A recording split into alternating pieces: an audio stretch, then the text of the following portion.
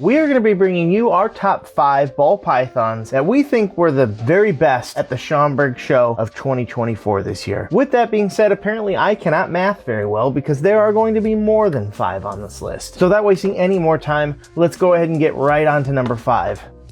And at number 5 from Rice Reptiles would be this pastel yellow belly, red stripe, spot nose, lace clown. First vibes that I get is honestly a bright but not washed out version of the Pompeii. Obviously there's not everything in there. You don't have the crazy magma looks, but just the pattern, the shading, just in a different way. Definitely in a more light way. But honestly, what really glues all of this together is that lace. Lace is a fantastic gene, especially as an enhancement gene. People I see undervalue these enhancement genes all of the time, and I definitely get it because I've been in your shoes. I've undervalued having yellow belly in the mix, and now I regret not having gotten snakes that had it just because it's a very subtle gene by itself. And lace is similar to that. It's very subtle by itself, but once you get it into combos, it just absolutely ties everything together. Without that, this animal would be much more washed out. It would be far more browned out when it got older as well. I can almost guarantee you that. But it's not the only thing showing off some really awesome things in here, because red stripe is also similar to that. Red stripe is a very subtle gene, but once you get it into combos, it really pops and shines. And of course, the way that yellow belly and spot nose interact with each other is just glorious, which is again why that has that Pompeii-ish type look. I mean, it's literally only missing one gene to be a Pompeii, and that's black pastel. Instead, it has lace and then of course pastel on top of it. And the pastel brightens up because the way that pastel will interact with this, without the lace, I feel like it could actually detract from it, but with it, I think it's going to be perfectly fine. Very, very cool animal. I love the very nice subtle oranges that are on the belly of the animal with these flecks of just black. It almost looks like the color is just underneath each scale, just outlining each scale. Not perfectly, obviously, because if it did, you'd have a bunch of diamonds. That would probably be the most nutty morph on the earth, but just enough that it's just so awesome. Again, just almost adds another layer of contrast, and everyone knows I love contrast. It fades out into more of a yellow, but then you've got that nice bright pattern. Anytime you get these types of patterns on an animal, it really reflects some sort of ancient hieroglyphic. It's just literal art. Coming in at number 4 from Genetic Genesis would be this butter, black pastel, yellow belly, hydra clown. This animal is cool. It is crisp. It is just so clean. Lots of busy pattern and beautiful gold coloring that the lesser is bringing to this, and just working so well with black pastel. This is a perfect example of how genetics and matching them up is more of an art than it is a science. You can throw anything together, but the art in it is finding things that work well together that just help each other out in creating an amazing animal, and everything to this does that. You have a beautiful just shading from the stomach up, getting darker as it gets to the center, the dorsal of the animal, almost like watching dawn break. It is a very cool and unique animal. I love the squiggly lines, like a heart monitor or something like that. The head having this perfect amount of pattern on the back of it, almost like a little bald spot. Maybe that's why I like it. Now, hydra, I definitely would say is a lesser known morph, and I know we've talked about it in the past, but I don't think we talked about it in our top up-and-coming dominance and incomplete dominance video. But you can see really what it does to the pattern here. It just kind of jumbles it up in just an absolutely crazy way. Like I said, I really love the contrast of how it's lightened at the bottom and just gradually gets darker towards the dorsal. You almost have an orangey tint along the dorsal stripe here. It's very subtle, but just a little bit. Very cool animal. I would really love to see what hydra can do going forward, because it looks like it can do quite a bit, especially when it comes to pattern.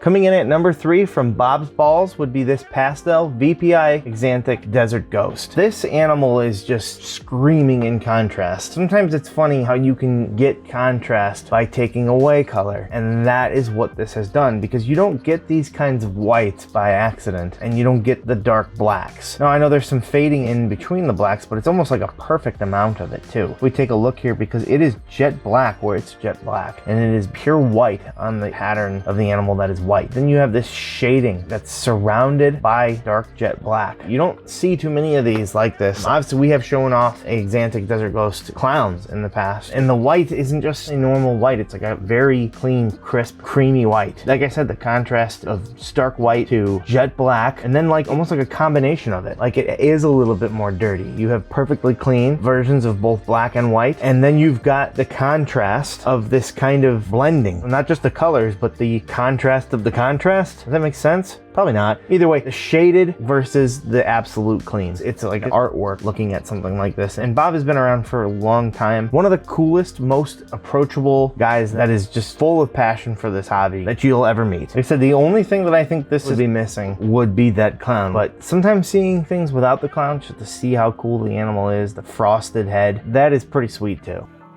Coming in at number 2 from Ball Python Shed would be this group consisting of puzzle ultramel clowns. Every single one of these animals is just insane. Whether it hits on everything by itself, you see the ultramel puzzle here. I've been wanting to work the monarch puzzle, which kind of creates an animal in some ways similar to this, just with a slightly different mahogany type look in there. You can see here like the ultramel clowns, they are very, very nice as is. Wouldn't be surprised at all to find out that this has pastel in it, honestly. The ultramel puzzle, just what it does for the animal. Whenever you create this jumbled up pattern on these animals, you get a lot of bursts of color. Like with pied, in a way, where the pattern is being thrown off, it's a lot more vibrant in my opinion. But the real star of all of this right here would be this Super Orange Dream Ultramel Puzzle Clown. And it is bright and it is clean. The yellows and oranges on the side here are so saturated and amazing. It is very clean and very vibrant. Not to mention the absolute powerhouse you have here. This male here will always pass on a copy of Ultramel Puzzle Clown and Orange Dream to everything he breeds to. An absolute juggernaut of an animal. Probably the most powerful ball python arguably at the show, just from a breeding standpoint. But we're judging this on a look standpoint, and it is just tangerine type colors. It is just incredibly rich. I don't know how else to explain it other than say that. Puzzle is a very awesome gene. It is very quickly becoming incredibly popular. I don't think it'll ever exceed the popularity of something like clown or pied, but it is going to join the ranks of incredibly popular animals because of what it does. And each one of these animals is just so incredible in their own right. If you're into puzzle, you have to take inspiration from things like this.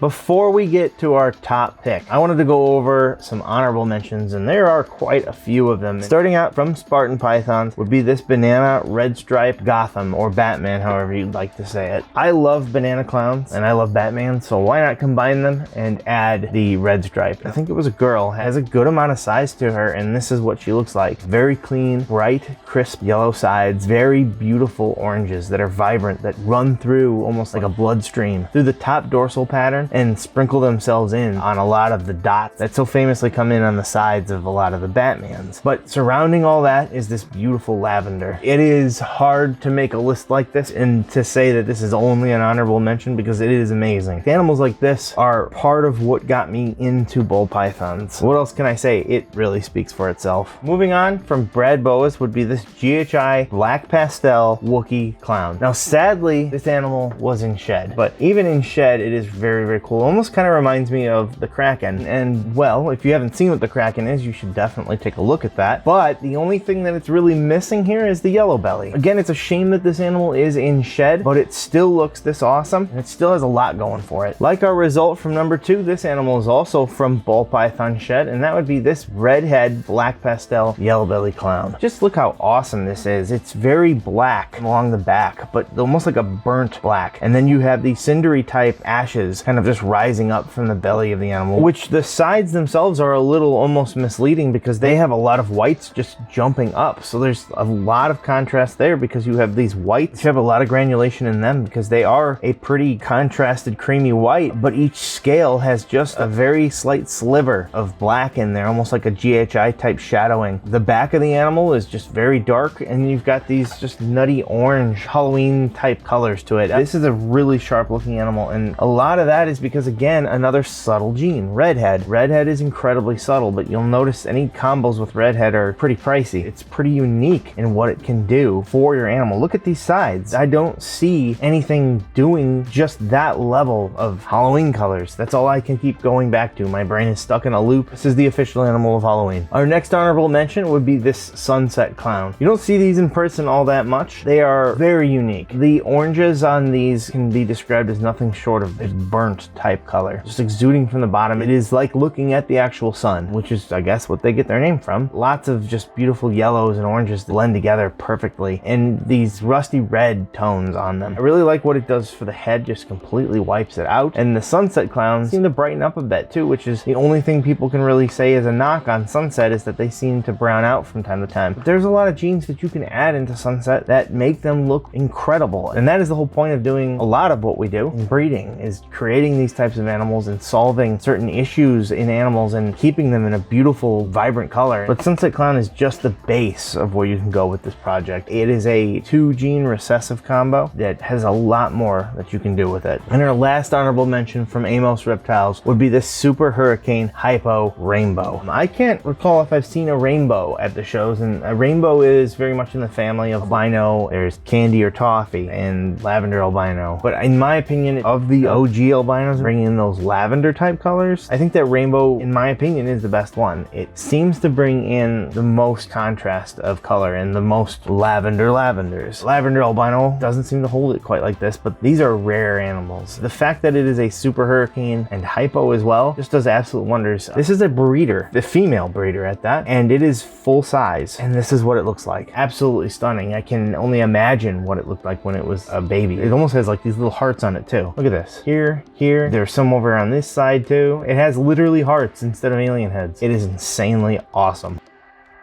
And coming in at number 1 would be from Rubber City Royals. Well, 2 snakes, because they contrast each other perfectly and they're beautiful. First would be this Coral Glow Hurricane Red Stripe Spot Nose Yellow Belly Clown. The way that Spot Nose and Yellow Belly work together, the subtle additions of Red Stripe and what Hurricane does to the pattern, there's so much going on with this animal. It's like electric in a bottle. The oranges and yellows blend together perfectly. You have the amazing neon yellow in between that's all perfectly outlined by an electric pink. There's so much to love about this animal. The head still has pattern on it. Just a bunch of blotches everywhere you go on this animal. I don't even know if I've seen a head quite like that. Almost giving me blood python type pattern looks. It is crazy. It almost looks photoshopped, but it is not. You can see its siblings next to it and see how much it stands out against them, and they're no slouches either. They're outstanding. And part of it being that very busy head. I don't think I've seen a clown quite like that ever, because usually they have some sort of symmetrical pattern on their head or wiped out pattern. You almost have an L here. There's some symmetry here, but the pattern itself is tight knit with a bunch of almost like little gateways or question marks. Again, the contrast is nuts. This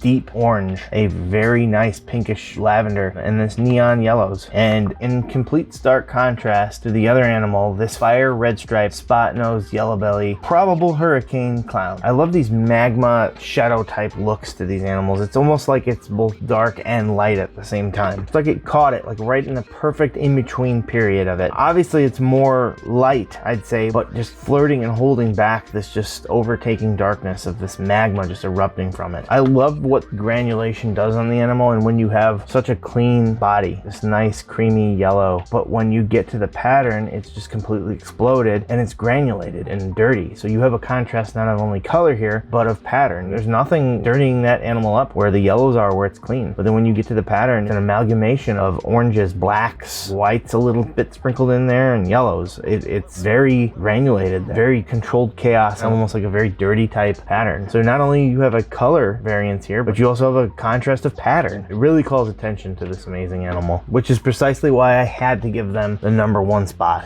What order would you have put them in? And were there any at the show that you thought we should have added to the list? If so, sound off in the comments below. If you enjoyed this video, you can actually check out the walkthrough of the entire NARBC show in Schaumburg right here.